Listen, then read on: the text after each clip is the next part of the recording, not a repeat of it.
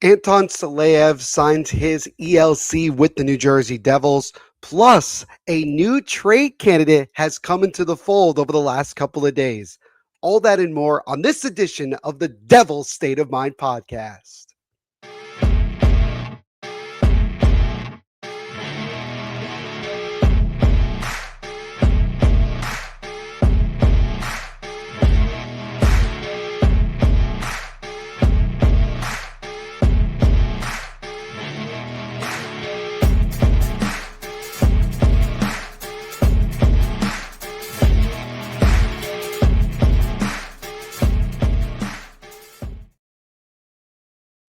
And a pleasant good morning, good afternoon, and good evening, Devils fans. As always, what is going on? It is your host, your best friend, your confidant, and your number one source, Neil Villapiano. And welcome to an action-packed edition of the Devil's State of Mind podcast right here on the Hockey Podcast Network, as well as Sports Wire Radio, the best place to get everything you need to know about your New Jersey Devils, who are in the midst of slowly but surely getting everything really ready to go for what should be a very, very interesting and hopefully action-packed offseason for Sonny Mehta and co. But before we get into all of that, as always, I hope you guys are having a fantastic day wherever you're checking out the episode. And thank you guys, as always, for taking time out of your day to check this episode out. You guys already know all the time that I greatly appreciate all the support. We just hit over 200 subscribers here on YouTube just a couple of days ago. So from the bottom of my heart, thank you guys so very much for liking and subscribing. It means a lot. And now let's get to that next goal of getting to 250 subscribers before next training camp gets underway. So make sure, if you're new here, to leave a like and also subscribe and tell all your friends to do the same. Helps out the channel tremendously. And shout out to everybody listening over on Google, Apple, Spotify, and anywhere you get your audio listening platforms. And again, if you haven't already, if you're on Apple or Spotify, do me a favor and leave a 5-star ranking on either. It goes so long in helping this podcast continue to get out to more and more Devils fans like yourself. And last but certainly not least, before we get into this episode, I wanted to shout out my good buddy Ace from Running with the Devils, who last night had his final episode of Running with the Devils before he jumps on and starts covering the Devils for NJ.com, which I'm very, very happy for him. Really, really excited to see what kind of coverage he breaks down. But Running with the Devils had its last episode, was a live stream last night. A lot of giveaways as well. So I wanted to quickly shout out him and thank him for all of the awesome Devils content he provided as well, especially when he was over in Milan for the Winter Olympics and getting so much awesome content for all of us here in Devils Nation. So again, congratulations to Ace on his new opportunity, and shout out Running with the Devils, which is another great, great podcast. And again, it's unfortunate that it's going to have to come to an end, but as they always say, good things come to an end, and he gets this really exciting opportunity to take the next step in his career and another opportunity to get even more in depth with covering our New Jersey Devils. So again, shout out to him. Just wanted to bring that up as well. And also, as always, shout out to our friends over at DraftKings Sportsbook. Again, using our promo code THPN at sign up, you bet just $5, you get $100 instantly in risk-free bet money, guys. And the Stanley Cup Finals has been nothing short of awesome and action-packed. The NBA Finals, despite the Knicks being up to nothing, it has still been a very, very exciting series, and I'm sure it will continue to be as now the series shifts to Madison Square Garden. Again, with Major League Baseball in full swing and so much else going on, DraftKings is your number one destination to get in and all the huge cash prizes. So all you got to do once more is sign up with our promo code THPN at DraftKings.com.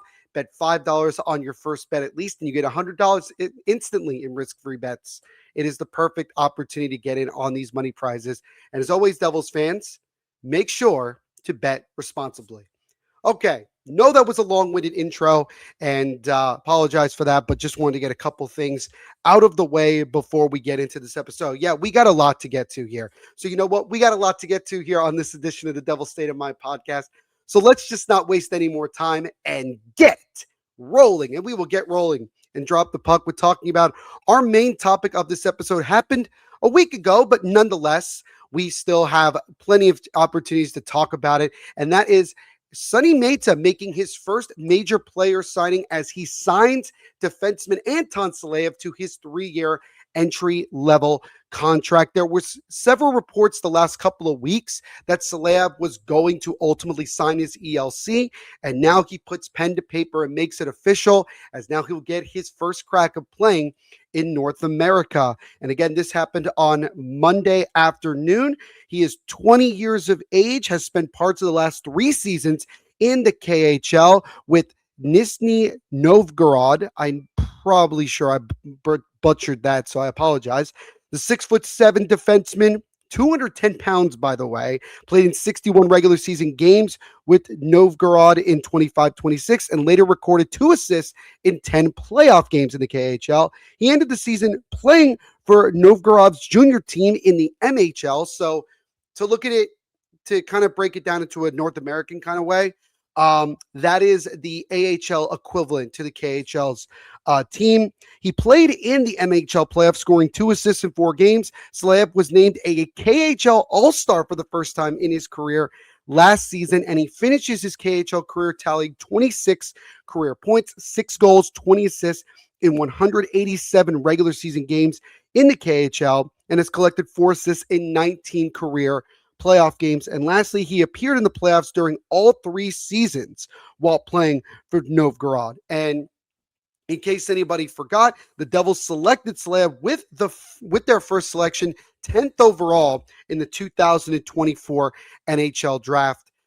Some people, I wouldn't say some, I'd probably say a lot of people were a little bit surprised that Silayev went that high, but also when you go back at those evaluations, he was considered to be one of, if not the best international prospect going into that draft. So when the Devils selected him, especially when you think about Tom Fitzgerald's overall drafting philosophy during that time, he was looking for big players. He was looking for big, tall, physical players. And while Anton Silayev is not going to get you a ton of points, he is nothing short of a lockdown defenseman, super physical, a guy that's also really, really good at just puck moving in general. And it's really going to be exciting to see ultimately what he's able to do once he gets over to North America. The Devils also did mention that he will be a part of the Devils training camp. Not sure as of right now if the Devils are going to have their development camp or their prospects challenge. Again, those things will probably be a little bit more clear in the next month and a half from now, as we're a little less than a month away from the from NHL free agency, and we're not that many weeks away from the NHL draft as well. So again, the new offseason, the 2026 offseason is really just about to get into the nitty gritty. And that's why this episode is so exciting for me, because there's so much to talk about. But this was the biggest news, official news that we got, as again, the Devils were able, and Sonny Mehta was able to put pen to paper and sign Anton Silayev to his 3-year entry-level contract. So again, really, really exciting stuff, and definitely looking forward to seeing what Silayev can do once he comes over here to North America. So now we'll shift to a little bit something that's more old news, but I did want to nonetheless recap it regardless, and that is the Devils' overall performance at the 2026 World Championships, which was held over in Switzerland. And we had some surprises, I would say, especially who won the gold and ultimately who won bronze as well. We'll start with the gold medal game, as Constant Hellenius of the Buffalo Sabres scores the lone goal in overtime to shockingly defeat Switzerland, who had been dominating this entire series, especially playing at home, and getting the Finns to winning the gold medal in really heartbreaking fashion when you think about the guys from the Devils, Nico Hischier, Timo Meier. Even though he didn't play, still Jonas Siegenthaler and all of them. It was definitely a disappointing and really heartbreaking way for them to go, as it's now the 3rd consecutive World Championships that Switzerland finishes in 2nd place. And you really thought this year in particular, with how well Switzerland had played and how well they had kind of breezed through not only the early rounds, but then once we got into the elimination rounds and ultimately getting into the gold medal game, you know, I thought that it was for sure that Switzerland was going to find a way, but it was not meant to be. But the good news is, for at least Devils fans, is that Lenny Haminaho is a gold medalist this year, as he was part of that Team Finland, and we'll get into the stats in just a little bit. But congratulations nonetheless. The Devils with multiple gold medal winning players on their team this year. Obviously, we talk about Jack Hughes and his golden goal, and then Lenny Haminaho getting the gold medal at this year's World Championships. So again, in the gold medal game, Finland wins the gold. And for the third consecutive year in a row, you have Switzerland having to settle for the silver. And then in the bronze medal game, which also involved a couple of Devils players, another shocking upset as Norway defeats Canada in the bronze medal game to earn, I believe, if I'm not mistaken, their first ever medal. And certainly I think their first medal in any competition. This was phenomenal for them. Really, really happy in terms of the storyline for both Dawson Mercer and Connor Brown, the two Devils representatives for Team Canada. They end up finishing in fourth place and come away with no medals. And that was kind of the only disappointing thing, I think, from all of this, is that I was hoping selfishly that Canada would win and ultimately get the bronze, so that at least one Devils player from each of these countries ends up with a medal. But it was not meant to be. Norway gets the upset win. So the final three standings here are: gold goes to Finland, silver goes to Switzerland, and bronze goes to Norway. Congratulations to Norway on earning its first ever medal in not Olympic, international competition, which is absolutely awesome. Now let's go over to the final stats. I don't have them on a slide here, but again, I'm just showing you the names of the players that were involved. Let me actually zoom in a little bit more so you guys can see it here on YouTube. There we go. So now we get, because I saw it was blocking a little bit.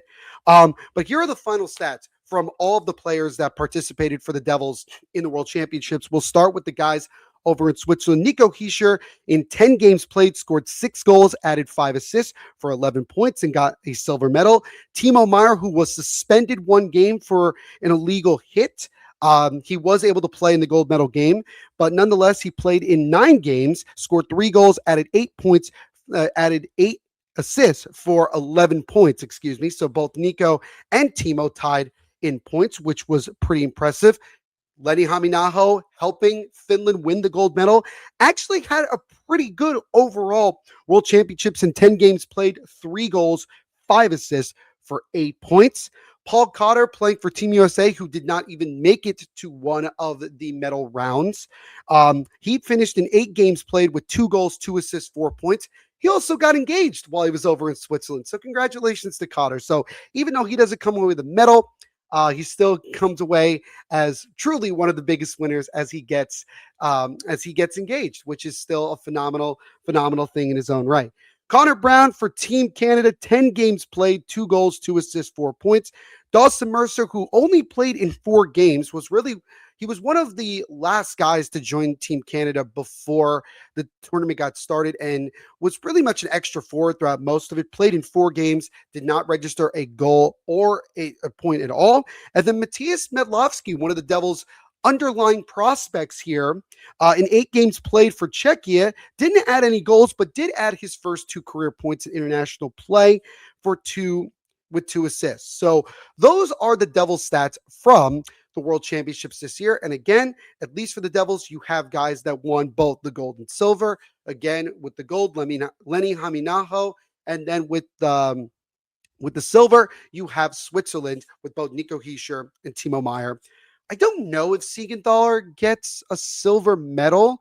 I don't think so, because obviously he was with the team and was participating except playing. So I doubt that he ultimately did. But you got to feel for Hischier and Timo and Siegenthaler that 3rd year in a row, they just couldn't get it done.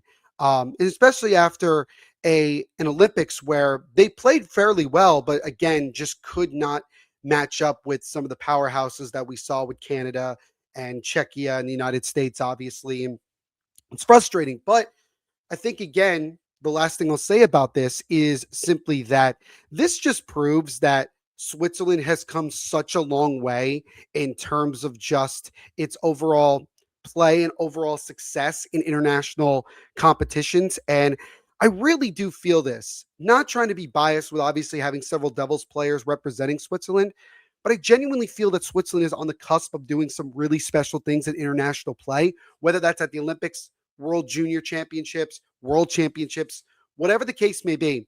Nonetheless, it's really, really exciting to see what they've been able to do. And I'm looking forward to watching them continue to play throughout these competitions over the next couple of years, because I think that this country is ready to take that next step and get there. And who knows, maybe at next year's World Championships, hopefully, selfishly, none of the Devils players are there, but still, nonetheless, hopefully they make a deeper run and ultimately win a gold medal somewhere. That would be phenomenal. So that's your overall ending to the World Championships. And for all of those Devils players, that officially concludes the 25-26 season. They'll get time to rest, regroup, and then get ready for next year. Speaking of Switzerland and speaking of Nico Hischier, we did get somewhat of an update when it comes to where the Devils and Hischier's camp is when it comes to ultimately finding a solution to getting a long-term contract extension. And we're going to start first with talking about Hischier's agent, Alain Waugh, who actually spoke about having beginning discussions with Sonny Mehta, although conversations have been casual to this point. If you haven't already, and I'll put it in the description of this episode, a good friend of the podcast, Keith Kavanaugh of Puckpedia, confirmed, talking with Alain Waugh, that those talks have been happening. There was even more talks this past week at the Combine between Mehta and Waugh about an extension. And Waugh also said this, quote, "The next month's going to be important for Sonny and I to talk and figure out kind of where things are at. But we're still very much in the infancy stages on that one." Now, another point to make, as I mentioned just moments ago, Pierre LeBrun of The Athletic, in his recent piece, says he believes a Nico Hischier extension with the Devils is the most likely scenario. The only way it doesn't happen is if the Devils can't get in ballpark for term and money. And obviously, we really don't know what exactly that term and money is. My guess, if we're going to look at AFP's analytics overall prediction, is probably somewhere in the, I would say, 8 years at $10 to $11 million AAV, which to some people might, you might take a step back with that and say, that's a lot of money. But when you think about the fact that the salary cap continues to go up, it continues to get more and more and more, those deals are going to become much more the norm. And that guys who are getting long-term extensions for only $8.5, $9 million, they're going to start looking like steals in the long run. So that's really what I ultimately expect here. And I think just with everything that we've heard up until this point, and we know that things can absolutely take a turn for the worst and completely flip at a moment's notice, it still very much feels like that the overall conclusion to all this is going to be that Hischier is going to sign a long-term extension with the Devils and remain with the Devils for what we hope to be the rest of his NHL career.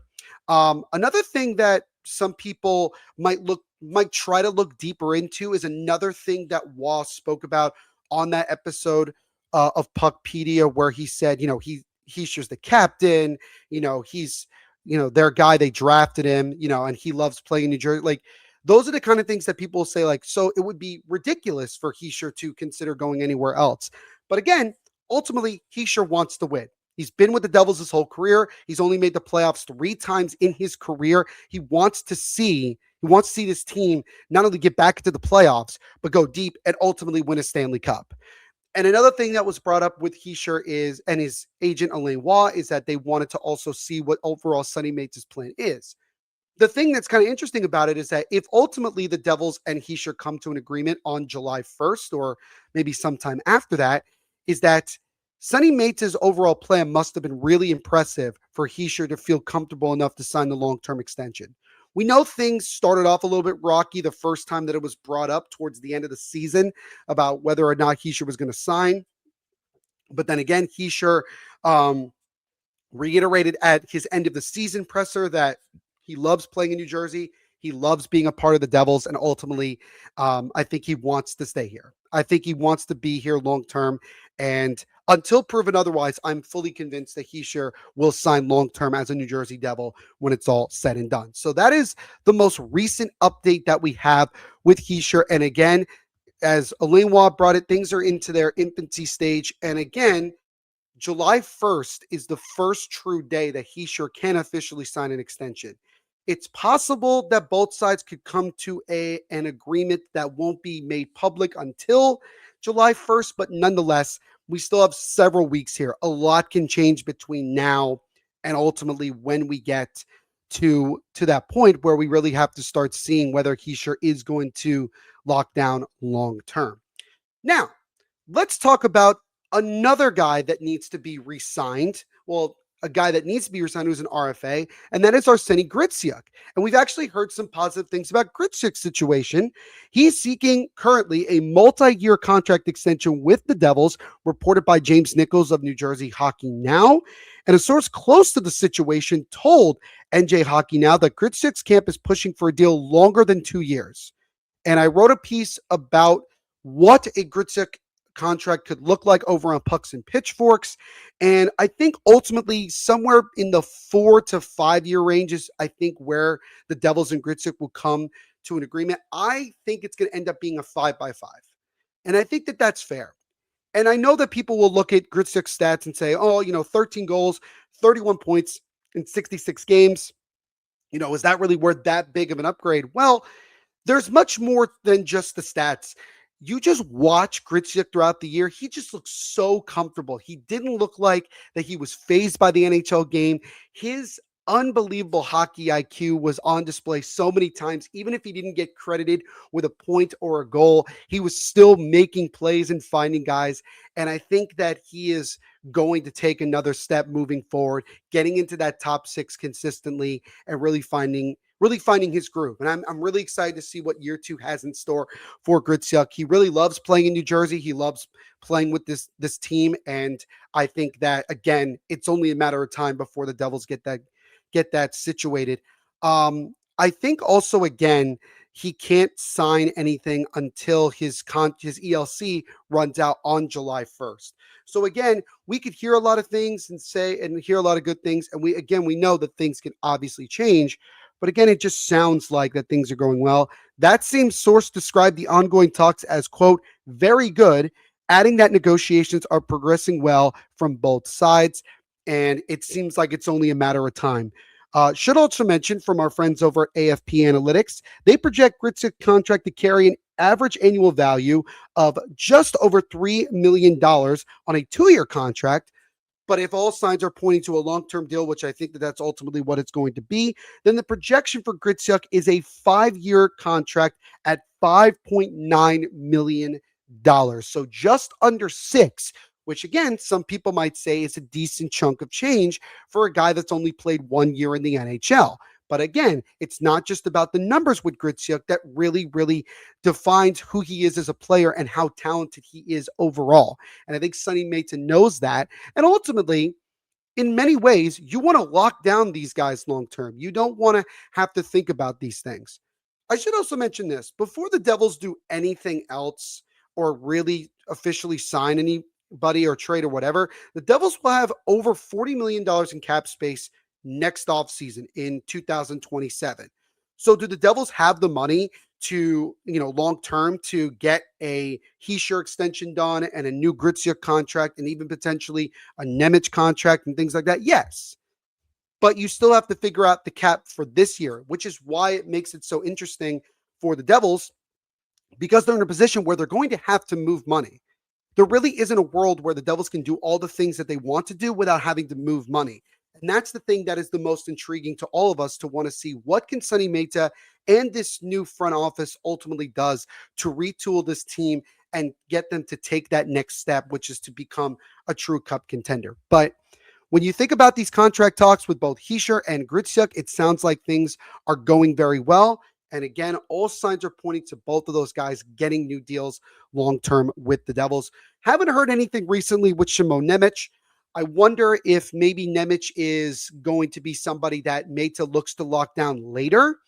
I don't know. It's going to be very interesting. Perhaps maybe he really is looking into moving him for some sort of help immediately. Who knows, right? Again, we all these things are speculatory, and it's just going to be about, let's see ultimately where this ends up going. It's going to be, again, it's going to be a very fascinating situation overall when you really think about it.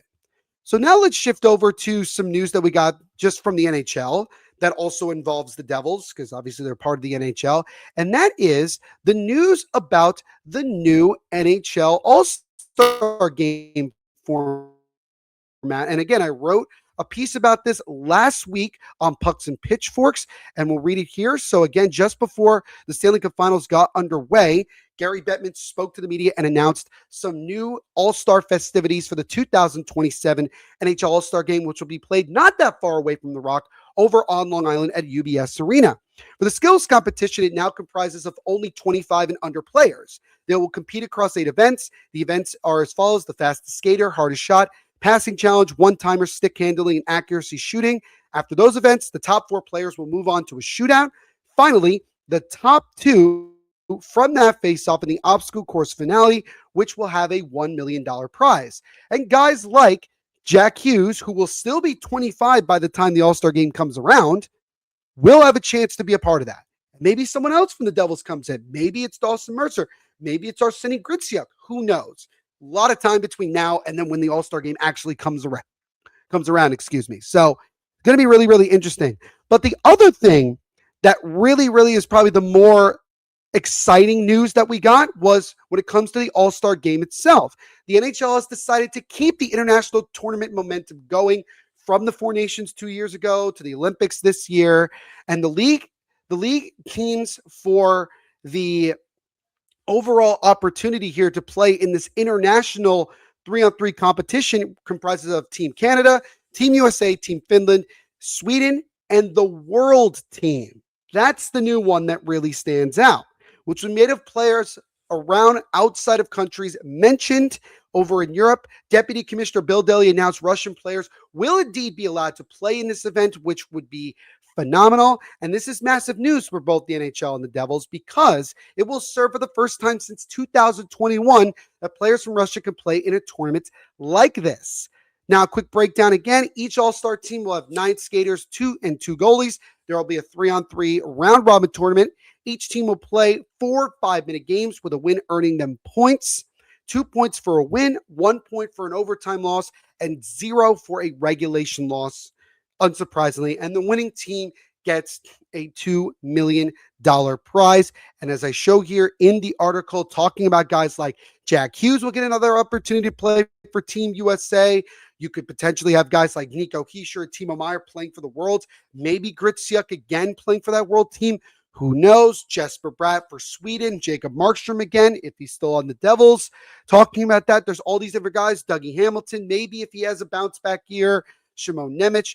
All of these guys will get an opportunity here. So this is really exciting. And I think overall, what's important about it is that, again, it just proves that the NHL wants to find a way to make the All-Star Game more appealing to everybody. If you think about the last couple of years that the NHL has had this All-Star Game, while they've had the 3-on-3 tournament, it hasn't been as interesting for people who are non-diehard hockey fans. And I think that the NHL saw, obviously, the boom that it got from things like heated rivalry, from the Four Nations, from the Olympics, all of that, and said, we need to capitalize on this more. We need to continue to do this. And now we get an opportunity for yet another international competition. And I think the NHL is hoping that we get something like we saw in the Four Nations, where guys are going at 100%. I don't think that's ultimately what's going to happen, but you never know. But nonetheless, I'm really excited about that Worlds team, and really curious to see which guys, especially from Russia, probably like Alexander Ovechkin, get the opportunity to play.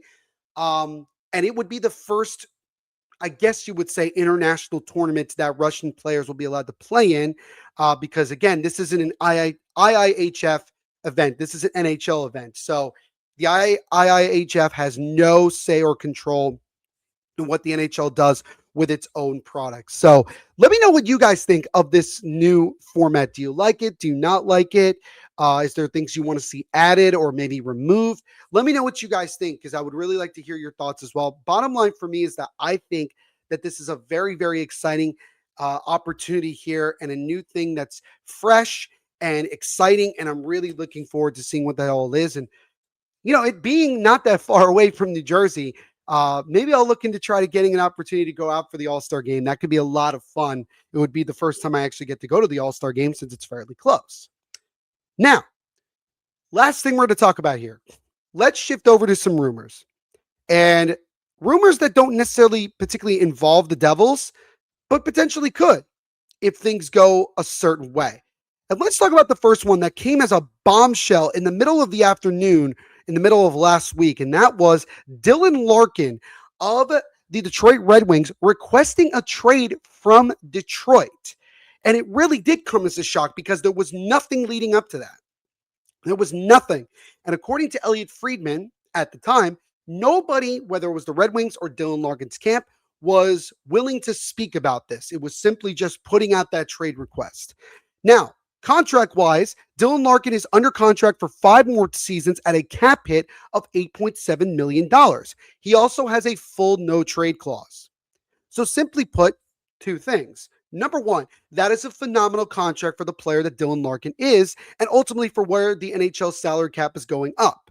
Getting a guy with that kind of talent at $8.7 million for the next 5 years is a steal, is going to end up being a steal. And also, he has a no-trade clause, which again, allows him, as we all know with the Devils, we're very used to the no-trade clause. He has control, really, and almost all of the say as to where he wants to go. Simply put, he can block any trade that he doesn't feel comfortable going to. Now, we just got this news today. So we heard from several sources and several news outlets, including in Detroit, that Dylan Larkin submitted a short list of teams he would like to be traded to, and that is the Florida Panthers, the Minnesota Wild, and to the shock of absolutely no one, the Vegas Golden Knights. I'll tell you this right now. I think it's likely that Larkin's going to have to expand on that list.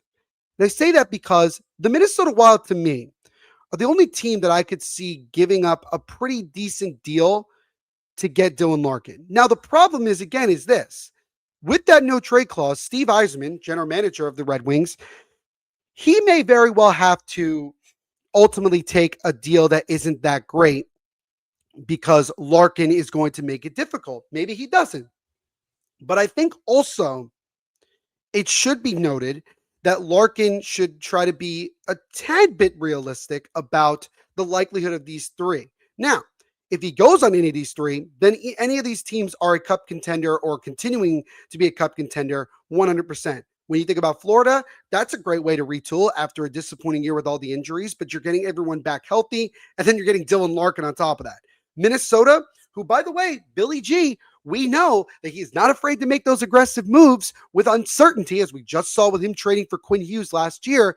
They need a number 1 center, and Dylan Larkin can absolutely be that. He could fill that void, and it could also make it even more attractive for Quinn Hughes to sign long-term in Minnesota. With the Vegas Golden Knights, look, they could simply just get rid of Mark Stone, their captain, even if they win a cup this year, because it's just Vegas. They can get rid of anybody they want, and they don't care because they're always looking for the next thing that's going to make them even more dangerous. And adding Dylan Larkin would do that 100%. So ultimately, what does this have to do with the Devils? Well, here's the thing. Let's say, in all intents and purposes, that Dylan Larkin expands his trade list and maybe adds the Devils onto there. Because when you also look at those 3 teams that I mentioned, Florida, Minnesota, and Vegas, what do they all have in common? They all have guys that Dylan Larkin played with at the Olympics this past year. Do not think for a second that his success in the Olympics and playing on a team like that and ultimately winning the gold hasn't played a factor in ultimately what Dylan Larkin wants, right? Because remember, Larkin hasn't played in the playoffs since 2015, 2016, which was his rookie season. The Red Wings have missed the playoffs for a full decade. And this year in particular was unacceptable after being one of the more surprising and successful teams throughout the first 3 quarters of the year. And then just after the Olympic break, the team completely tanked and missed the playoffs again. So it's understandable why Dylan Larkin would want out. I also understand why maybe some Red Wings fans would be upset about this whole situation and ultimately trying to push for joining one of these stacked teams already, particularly Vegas. But again, from an outsider's perspective, I also understand where Dylan Larkin's coming from. And this also just proves again the discontent between Steve Yzerman and Larkin. I know that's been going on for several years now. So again, all this kind of just makes sense. And really, that's what it comes down to. So, we will ultimately see what happens. But if, let's say again, the Devils are one of those teams that is interested and makes a push, and maybe even Dylan Larkin would welcome a trade to New Jersey Devils, what could a potential package um, what could a potential package be that Sonny Mehta could present Steve Yzerman that maybe ultimately Yzerman could accept? The way that I look at it is that it's probably going to be a first round pick, whether it's this year, 2026, or maybe even 2027, who knows? And then one of Simon Nemec, potentially, if they're looking to maybe get another guy on the back end long term, and the Devils then could not have to worry about those negotiations. Maybe even adding in Dawson Mercer, who we know the kind of two-way play that he can be, but he has been disappointing at times to say the least, but perhaps a change of scenery could be good for him too, maybe both. And a B-level prospect as well. Maybe even you throw in Anton Silayev before you even give him a chance. I think it's unlikely. But I also will say this. It's not happening where the Devils ultimately trade Nico Hischier for Dylan Larkin, unless Nico Hischier requests a trade. If he requests a trade, then I can see it happening. But I think ultimately the Devils and, again, Nico Hischier are going to get a long-term deal done. I think that's only a matter of time. And I think that there is a world where the Devils could give up those assets and not have to give up Hischier to get Dylan Larkin, especially if Larkin maybe adds on the Devils as part of the teams that he wants to be traded to, and that ultimately he accepts it. But again, we will have to wait and see. I still think it's unlikely that the Devils end up being the team that wins the Larkin sweepstakes, but things can take a turn, as we all know. Things could change just like that. So we'll see. If I were to guess right now, if somebody were to ask me where do I think ultimately Larkin goes, I would say Minnesota. I think they can put up the best package, and I think ultimately if Larkin is still willing to go to Minnesota, I think that he would accept it, and that would be that. So that's how I see it, right? But let me know what you guys think. Do you think the Devils should even consider it now that we get this news or whatever? Be very curious to hear what you guys have to say. And now, last but certainly not least, this involves a player that's in the Devils division, the Metropolitan Division, and it involves the New York Islanders star forward, Matt Barzal. Now, what's really interesting about Matt Barzal is that he's somebody that there were no signs as well that he was going to ultimately get moved or he could potentially get moved. And he hasn't requested a trade either. But what's really happened is apparently Matthew Darche and the Islanders are reportedly exploring the trade market for Matthew Barzal. This report comes from Bruce Garrock of the Ottawa Sun. The move will be driven largely by salary cap considerations as Barzal carries a $9.15 million cap hit through the 2030-31 season.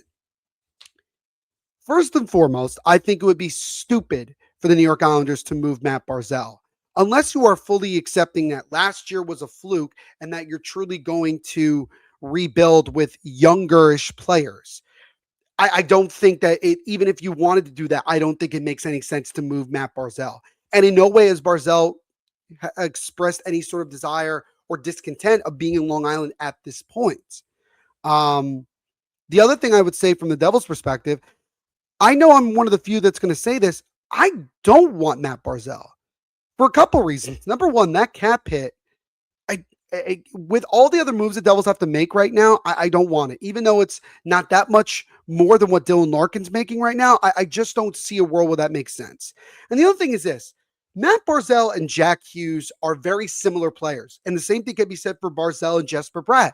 They are guys that are very good at creating plays and setting up other guys to score.